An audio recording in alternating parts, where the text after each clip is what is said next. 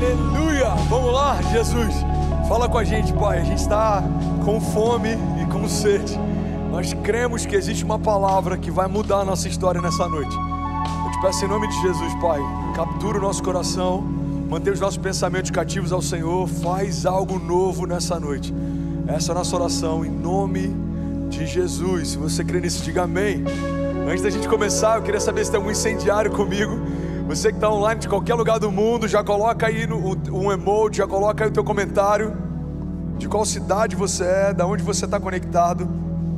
A gente vai começar uma série hoje falando sobre reinar em tempos de caos.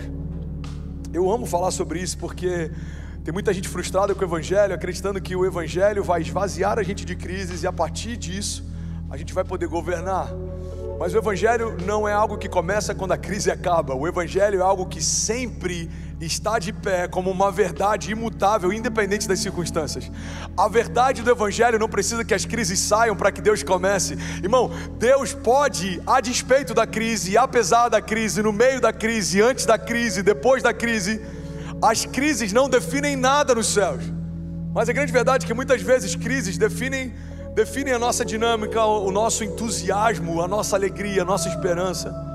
O primeiro convite que eu quero te fazer é deixar de ser refém das circunstâncias, deixar de ser refém daquilo que é exterior. Jesus tem uma palavra que foi depositada em cada um de nós. Jesus nos deu uma porção da própria vida dele, para que a gente possa governar com ele, para que a gente possa fluir com ele. E ele disse algo tão ousado que chega a ser difícil da gente conceber.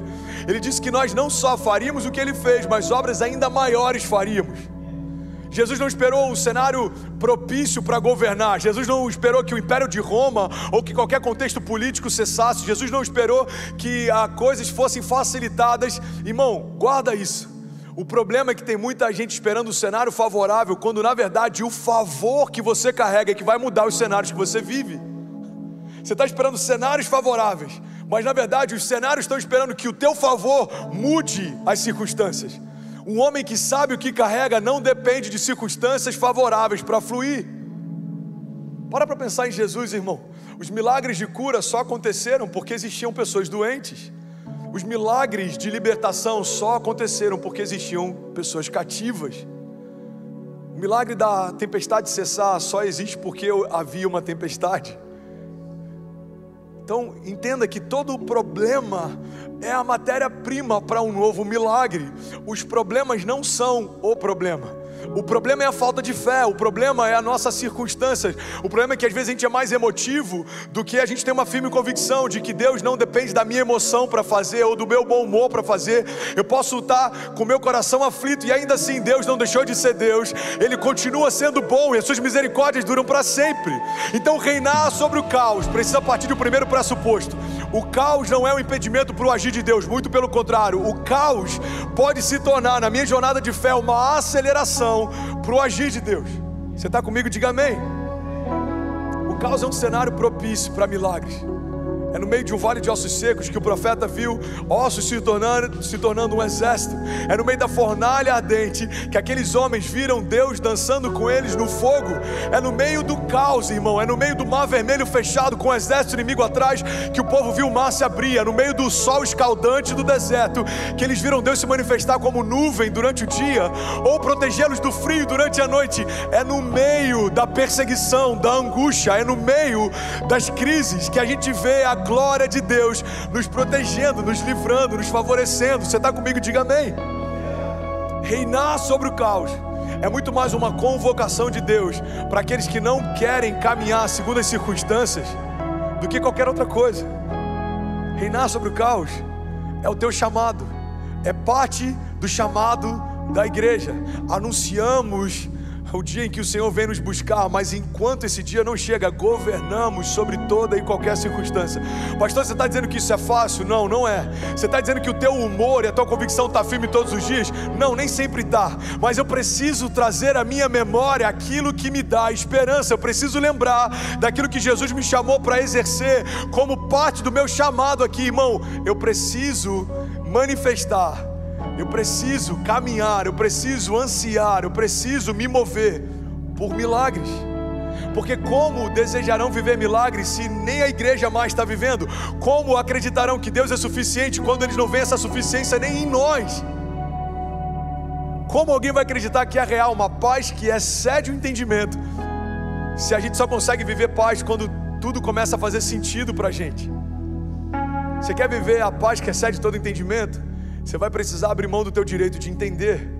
Você quer viver um milagre financeiro?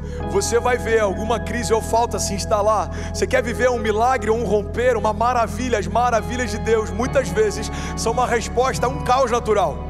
A maravilha do céu, do mar se abrir. A maravilha, irmão, que a gente viu do fogo descendo e envergonhando os profetas de Baal. A gente olha para aquilo e fala: uau, que demais, eu queria poder ter vivido aquilo. Pois é, mas o profeta só viveu o respaldo de Deus que viveu, porque viveu a perseguição dos profetas que ele viveu. Queremos ver o fogo descer, mas nem sempre queremos ser perseguidos. Queremos viver o ministério apostólico de Pedro, mas nem sempre queremos viver as faltas que Pedro e que Paulo viveram. Olhamos para as cartas que Paulo escreveu, mas a gente não tem ideia da angústia que ele experimentou.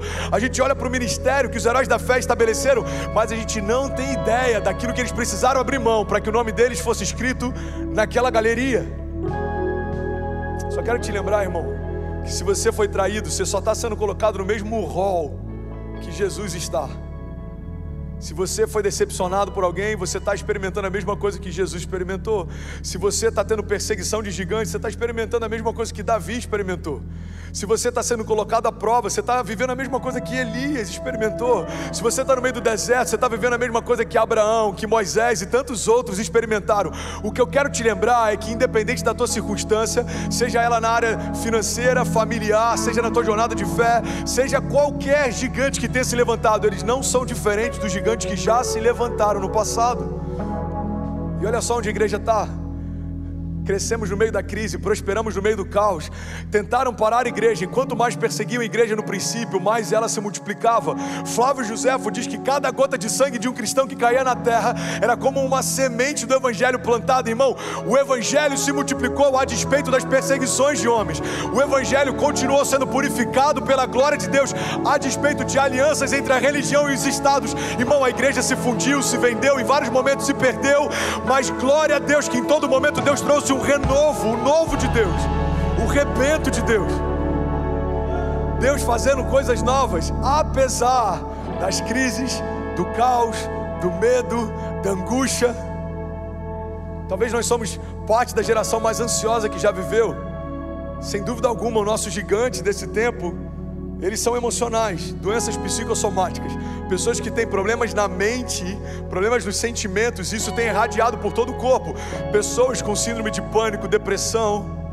A gente está vivendo tempos difíceis, tem mais gente tirando a própria vida do que todas as pessoas mortas em todas as guerras somadas nos últimos anos. Esses são os tempos que a gente está vivendo, são tempos difíceis. Mas se você for analisar a história, de geração em geração, alguma crise estava estabelecida. A Bíblia fala de tempos de fome em que mães cozinhavam os seus filhos, que mães abriam mão dos seus filhos para poder sobreviver. A Bíblia fala de tempos grotescos. A Bíblia fala de tempos, irmão, de perseguição, de fome, em que cristãos enfrentavam o poder da espada, o poder do fogo. A Bíblia fala de tempos em que cristãos eles eram empalados, eles eram envolvidos em cera e utilizados como tochas para iluminar a cidade. A história viu homens como Nero, por exemplo, incendiaram uma cidade e colocaram a culpa nos cristãos para que aquele ódio fosse enraizado de forma cultural. Irmão, o que eu quero te lembrar é que por mais difícil que seja aquilo que eu e você estamos enfrentando, nós já vivemos desafios maiores, já enfrentamos gigantes maiores e olha onde nós estamos.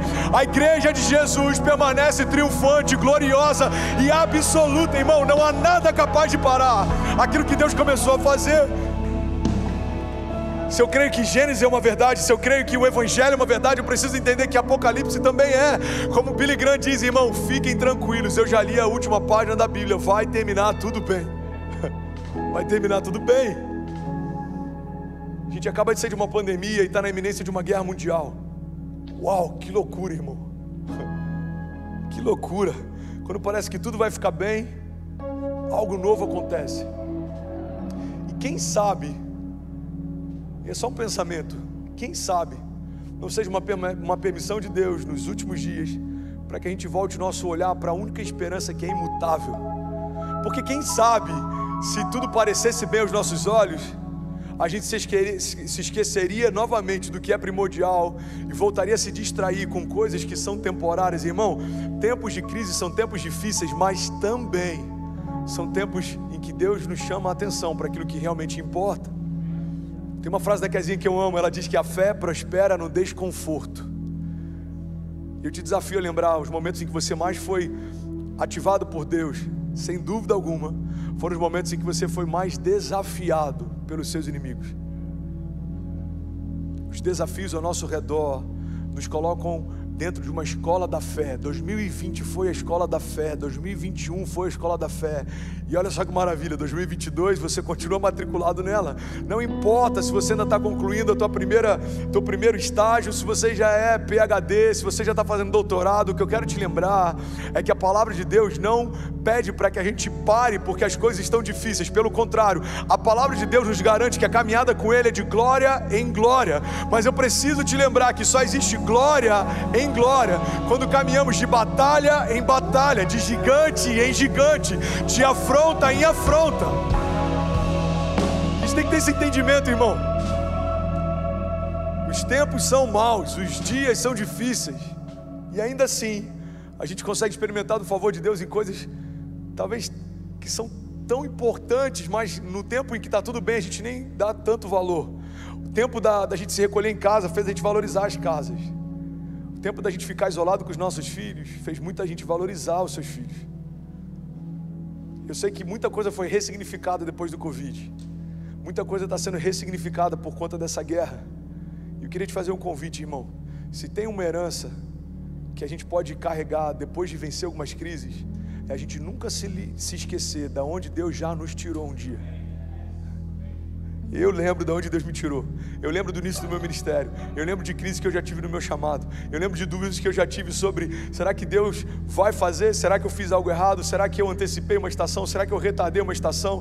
Será que isso aqui vai se cumprir? Deus, será que eu entendi errado? Será que a minha expectativa está em algo que você nunca falou? Será que é só emoção? Irmão, eu sei o que é ter dúvidas, o que é viver ansioso com algumas circunstâncias. Eu sei o que é depender da ajuda de alguém para colocar comida na mesa ou pagar uma conta de luz. Eu sei também o que é ver o favor de Deus te colocando na mesa dos príncipes, te favorecendo de uma forma que te constrange. Irmão, glória a Deus que todas essas estações que a gente vive preparam o nosso coração para o novo de Deus que ainda está por vir. As pressões nos tornam homens mais fortes, as tentações nos tornam homens mais santos, os gigantes nos tornam homens mais ousados, as faltas nos tornam homens mais gratos. Quando você tem tudo o que precisa, você vai ter o coração grato, porque já houve um dia que você não teve. Nosso caráter está sendo forjado em meio ao caos, e glória a Deus por isso, irmão. É esse momento, eu gosto muito de usar esse termo, é esse momento que separa meninos de homens. É nesse momento que alguns ficam esperneando, perguntando por que comigo, e outros se posicionam perguntando o que eu preciso entender nesse tempo. A gente cresceu como igreja no meio do caos, e eu vou te falar, irmão, os tempos difíceis não me amedrontam mais, me cansam, porque não existe nenhum super crente ou super homem. Às vezes eu estou desgastado, cansado, mas nunca desesperançoso. Eu acho que essa é uma chave que Deus me ensinou do jeito mais difícil. As crises podem até esgotar o teu físico, as crises podem até tentar esvair o seu emocional, mas a esperança que eu depositei em você, guarda ela, protege ela com tudo que você tem. Então você vai ver, você que se considera uma ovelha, que está online de qualquer lugar do mundo, ou talvez você que de alguma forma se inspira por algo que eu prego, irmão, eu quero só te lembrar que eu não sou um pregador do YouTube, eu não sou um palestrante motivacional, muito menos alguém que fala algo que não vive. Você vai me ver em momentos em que eu vou estar pregando esperança, mas você vai perceber no meu olhar que eu estou esgotado emocionalmente ou fisicamente. Mas glória a Deus que essas circunstâncias são temporárias, são momentâneas, mas a Bíblia diz que elas geram em nós uma glória eterna, que pesa mais do que tudo aquilo que a gente tem enfrentado. E é por isso, irmão, que de tempos em tempos nós estamos cansados, nós estamos até em alguns momentos abatidos, mas nós não vamos esquecer que a esperança viva tem um nome. A esperança viva tem um nome. A esperança viva tem um nome. E E é por isso que eu quero te convidar. Eu vou finalizar essa mensagem. A gente está começando uma série. Cara, eu amo os cultos online, porque tem uma liberdade tão grande. Deus às vezes leva a gente para um lugar tão diferente. A série que a gente está começando fala a respeito de reinarmos em meio ao caos. André, como eu posso reinar em meio ao caos que está a minha vida? Eu estou me separando, eu estou enfrentando problemas de saúde, eu estou enfrentando problemas financeiros, eu estou enfrentando ansiedade, depressão, eu estou pensando em tirar minha própria vida, eu estou pensando em terminar com a minha história. André, eu estou vivendo momentos difíceis com meu filho, eu estou vivendo momentos difíceis na minha fé. Irmão, eu só quero te lembrar que a única forma de reinar sobre o caos é trazendo Jesus de volta para um lugar que ele nunca deveria ter saído. É fechar os nossos olhos. Se você puder, inclusive, faça isso agora. É fechar os nossos olhos e pedir: Jesus, toma um lugar central. Jesus, ocupa esse lugar de governo na minha história. Jesus, me mostra as portas que eu preciso entrar e as portas que eu não devo entrar. Jesus, me dá sabedoria para discernir tempos e estações. Jesus, me dá um coração sábio, como o salmista pediu, para que eu saiba contar os dias. Jesus, me dá autoridade para governar independente das circunstâncias. Jesus, me dá um coração puro para que eu não me perca por conta das propostas. Jesus, me dá unção para que o jugo seja despedaçado e para que eu possa viver mais favor e menos esforço. Jesus, me guia mansamente em águas tranquilas, me leva a pastos verdejantes. Jesus, me guarda, o Senhor é o meu bom pastor e eu creio, por isso declaro que de nada eu terei falta. Eu desisti de depender de homens há anos atrás e a minha dependência foi firmada completamente no Senhor. O Senhor é minha esperança, o Senhor é minha provisão, o Senhor é minha alegria, o Senhor é tudo que eu preciso. Tudo que falta em mim, sobra em você. Tudo que falta em mim, sobra em você. Por isso nós declaramos: Jesus, toma o lugar central do nosso coração. Faz o que o Senhor quiser, remove toda a cadeia emocional, toda a barreira, todo o sofisma, remove todas as escamas dos nossos olhos, remove todo o pensamento que não alegra o teu coração. Jesus, remove todo o sentimento que nos abate, remove tudo que não é seu. Jesus, nos dá uma nova porção de fé, nos dá uma nova porção de ousadia. Jesus, nos dá coragem para enfrentar os nossos gigantes e não deixar o medo nos paralisar. Jesus, nós declaramos que as coisas velhas a partir de hoje ficaram para trás. O medo, a angústia, a depressão, a inquietação, a insônia. Nós cremos que o Senhor está fazendo uma coisa nova. Invade o meu coração, Jesus. Governa sobre a minha casa, sobre os meus. Governa sobre tudo que eu tenho, sobre as minhas finanças, sobre os meus projetos, sobre a minha agenda. Governa os meus passos. Guia-me, Pai, mansamente. Que 2022 seja o melhor ano da minha vida, até que venham os próximos. Jesus, muda o que o Senhor quiser de lugar. Vem como vento impetuoso, move circunstâncias, move barreiras. Move, Jesus, remove o que não é teu. Retira todo impedimento, distração, tudo que tem tentado trazer cansaço, tudo que tem tentado me abater. Pai, mas eu te peço também, vem como brisa suave sobre áreas da minha vida que eu preciso de renovo. Vem como brisa sobre todo o meu cansaço. Vem, Jesus, esse é o nosso clamor nessa noite. Vem, Jesus, reina sobre nós para que nós possamos reinar sobre o caos. Governa sobre nós para que nós possamos governar sobre a terra. Faz algo novo, essa é a nossa oração. Essa é a nossa oração, em nome de Jesus. Se você puder, continue com seus olhos fechados.